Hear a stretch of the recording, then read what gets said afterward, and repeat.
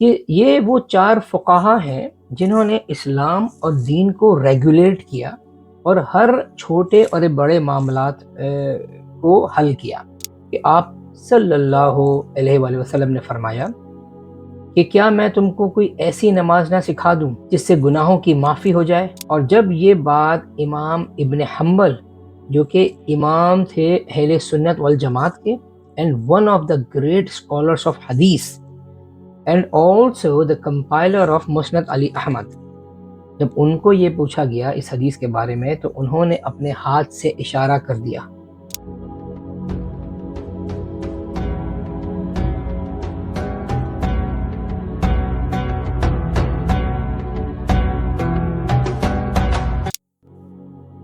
اعوذ باللہ من الشیطان الرجیم، بسم اللہ الرحمن الرحیم، رب اشرح لی صدری ویسر لی امری واحلل عقدۃ من لسانی یفقہوا قولی۔ اے میرے رب، میرے سینہ میرے لیے کھول دے اور میرے کام کو مجھ پر آسان کر دے، اور میری زبان کی گرہوں کو بھی کھول دے تاکہ لوگ میری بات کو اچھی طرح سے سمجھ سکیں۔ تمام تعریفیں اللہ کے لیے اور نبی پاک صلی اللہ علیہ وآلہ وسلم اللہ کے آخری اور پیارے نبی۔ آج جو ٹاپک میں آپ کے سامنے لے کر آیا ہوں اس کا ٹاپک کا نام ہے صلاۃ التسبیح یا صلاۃ التسابیح۔ اکثر آپ لوگوں نے سنا ہوگا کہ لوگ پاکستان میں یا بر صغیر میں صلاۃ التسبیح کی نماز کا کافی اہتمام کرتے ہیں۔ تو آج انشاءاللہ میں آپ کو صلاۃ التسبیح کے بارے میں بتاؤں گا کہ آخر یہ کون سی نماز ہے، کیا یہ نماز دین میں موجود ہے، اور اگر ہے تو کیسے پڑھنی ہے، اور اگر موجود نہیں ہے تو آخر کار لوگ کیوں پڑھ رہے ہیں۔ سب سے پہلے یہ حدیث کو دیکھتے ہیں۔ یہ حدیث العباس بن عبد المطلب رضی اللہ تعالی عنہما سے روایت ہے کہ آپ صلی اللہ علیہ وآلہ وسلم نے فرمایا کہ کیا میں تم کو کوئی ایسی نماز نہ سکھا دوں جس سے گناہوں کی معافی ہو جائے؟ تو چلیں اب آپ کو یہ پتہ چل گیا کہ ایسی ایک حدیث موجود ہے جس میں آپ صلی اللہ علیہ وسلم نے بتایا کہ کیا میں تم کو ایک ایسی نماز نہ بتا دوں جس سے تمہارے گناہوں کو معافی ہو جائے۔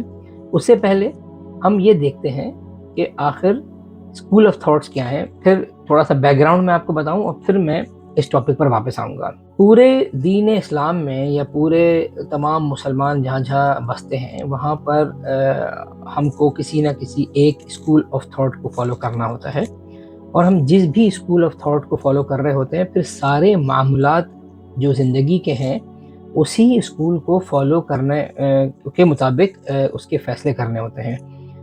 ہم پک اینڈ چوز نہیں کر سکتے کہ فار ایگزامپل میں بتا دوں کہ نکاح کا معاملہ اگر ہم نے ایک اسکول آف تھاٹ سے لے لیا تو طلاق کا معاملہ دوسرے اسکول آف تھاٹ سے لے لیا۔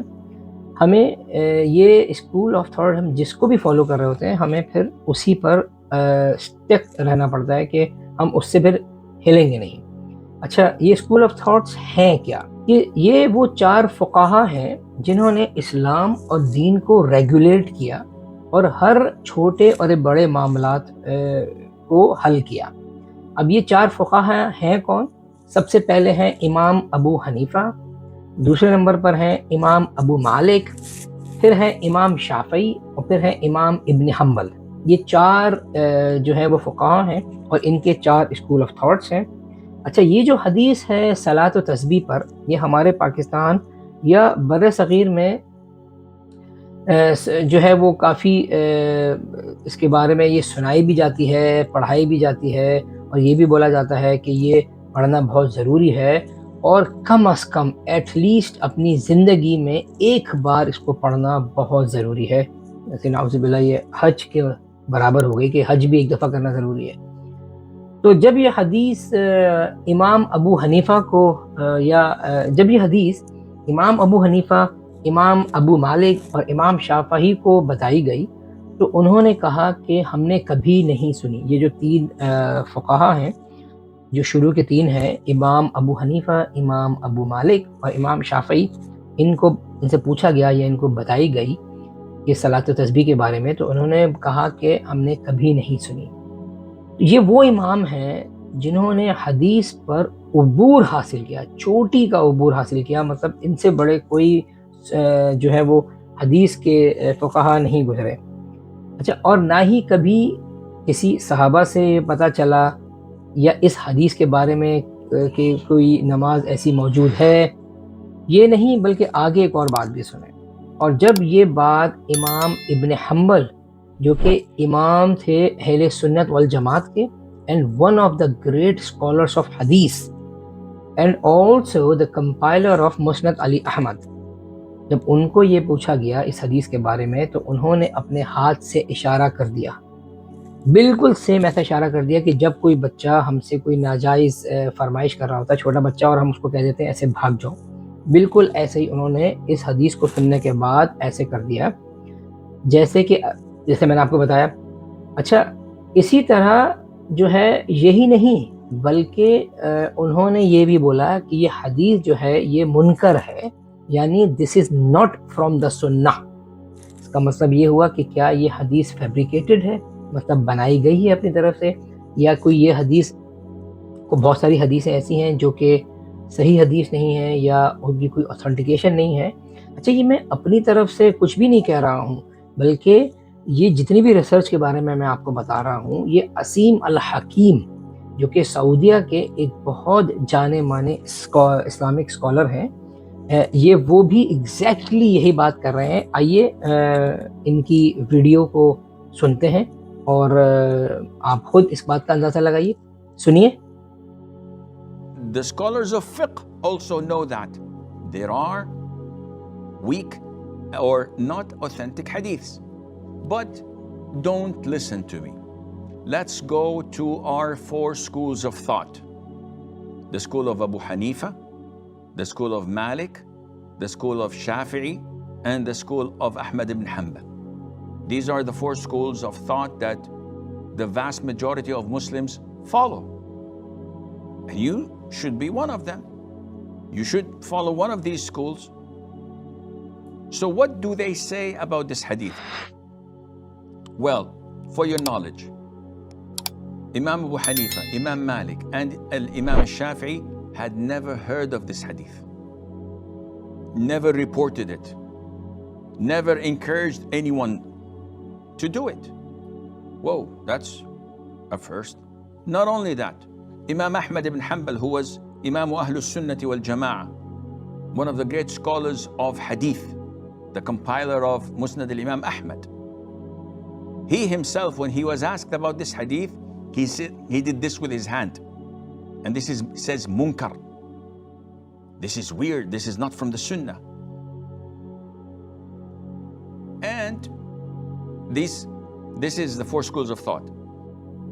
تو اچھا، اب آپ نے جو ہے عصیم الحکیم کی بات بھی سن لی. ایگزیکٹلی انہوں نے بھی آپ سے یہی بولا کہ تینوں فقہا نے تو کبھی سنی نہیں، اور جب لاسٹ فقہا کو بتائی گئی جو کہ اہل سنت والجماعت کے بہت بڑے اسکالر گزرے ہیں اور امام گزرے ہیں، تو انہوں نے بھی کہہ دیا کہ یہ منکر ہے and this is not from the سنہ.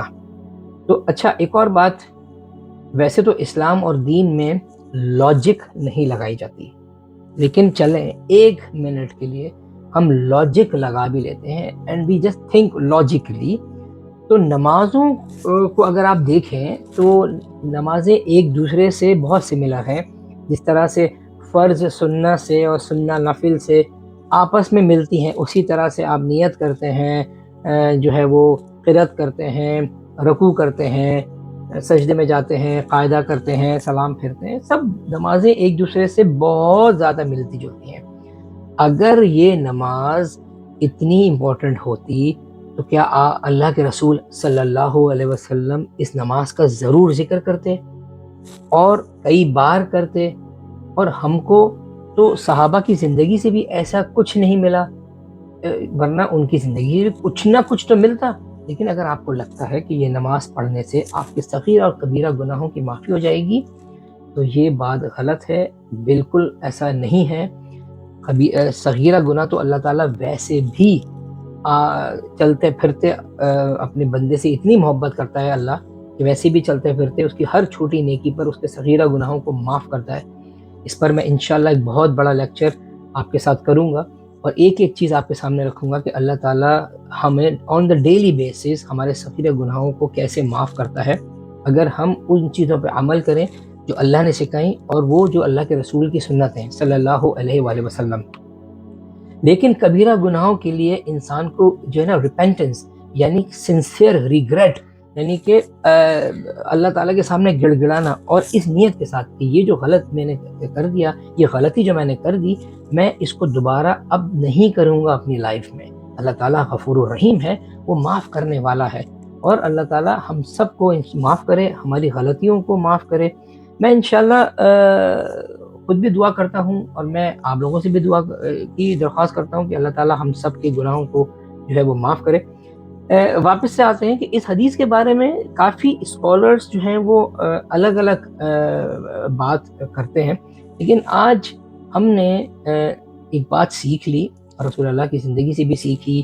پھر میں نے آپ کو ایک کافی بڑے جو ہے اسکالر ہیں ان کا بھی بیان سنا دیا کہ یہ حدیث جو ہے وہ فیبریکیٹڈ ہے، یعنی کہ کوئی اسٹرانگ یا حسن حدیث نہیں ہے اور اس کا کوئی ریفرنس بھی آج تک جو ہے وہ سامنے نہیں آیا ہے. تو اس کو پڑھنا میری نظر میں صحیح نہیں ہے، واللہ عالم بالصواب. تو جو لوگ اس نماز کو پڑھ رہے ہیں ان کی اپنی مرضی ہے، وہ پڑھنا چاہیں، لیکن میں نے آپ کے سامنے اپنا مطالعہ رکھ دیا، آپ کے سامنے سنت کی بات رکھ دی، آپ کے سامنے دین کو پیش کر دیا. اب آپ جیسا چاہیں، آپ کی مرضی ہے وہ کریں، لیکن میری دعا ہے اللہ تعالیٰ ہم سب کو دین پر، صحیح دین پر چلنے کی توفیق عطا فرمائے. اسی کے ساتھ اپنی اس ویڈیو کا اختتام کرتا ہوں. پلیز میرے چینل کو ضرور سبسکرائب کریں، اس طرح سے مجھے اپریسیشن ملتا ہے اور میں آپ لوگوں کے لیے اور زیادہ ویڈیوز بنانے کی میں جو ہے وہ کوشش کرتا ہوں.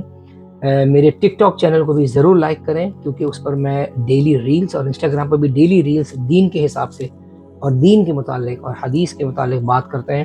اللہ تعالیٰ ہم سب کو جو ہے وہ دین پر چلنے کی توفیق عطا فرمائے. وآخر دعوانا ان الحمد للہ رب العالمین. السلام علیکم ورحمۃ اللہ وبرکاتہ.